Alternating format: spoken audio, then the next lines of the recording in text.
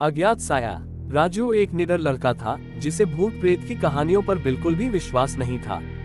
लेकिन उसके गांव में एक पुराना कुआं था जिसे लोग शापित कुआं कहते थे। कहते थे कि जो भी उस कुएं के पास रात को जाता वही या तो गायब हो जाता या फिर पागल होकर लौटता। गांव के लोग उस कुएं से दूर रहते थे, लेकिन राजू ने इन बातों को सिर्फ अफवाह समझा और ठान लिया कि वह इस रहस्य से पर्दा उठाएगा। शापित कुएं की ओर कदम। एक रात जब पूरा गांव सो रहा था, राजू अपने दोस्त मोहन के साथ टॉर्च लेकर उस कुएं की ओर बढ़ा। रास्ते में सन्नाटा था, बस झींगुरों की आवाज आ रही थी। कुएं के पास पहुंचते ही अजीब सा माहौल महसूस हुआ। हवा एकदम ठंडी हो गई और अचानक झाड़ियों से सरसराने की आवाज आई। राजू ने हिम्मत करके कुएं में झांका। कुएं का पानी गहरा और काला दिख रहा था। तभी एक ठंडी हवा का झोंका आया और दोनों को लगा कि किसी ने उनकी पीठ पर हाथ रखा। वे तुरंत पलटे, लेकिन वहां कोई नहीं था। डरावनी परछाई। राजू को अपनी आंखों पर भरोसा नहीं हुआ जब उसने देखा कि कुएं के पानी में एक परछाई हिल रही थी, लेकिन वहां कोई खड़ा नहीं था। तभी कुएं से एक धीमी कराहती आवाज आई, मुझे बाहर निकालो, मैं यहाँ सालों से कैद हूँ। मोहन डर के मारे पीछे हट गया, लेकिन राजू ने हिम्मत जुटाकर पूछा, तुम कौन हो?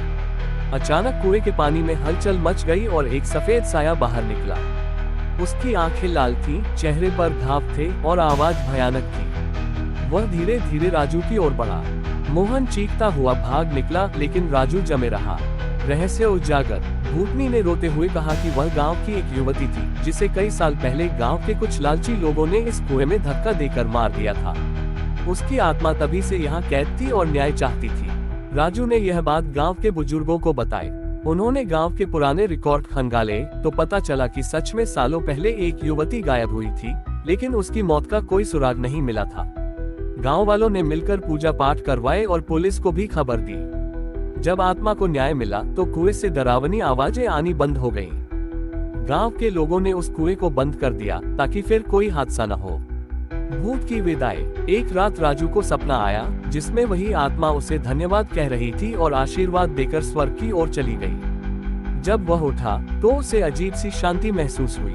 उसके बाद से गांव में कभी किसी ने किसी भूत को नहीं देखा और शापित कुआं अब सिर्फ एक पुरानी याद बनकर रह गया।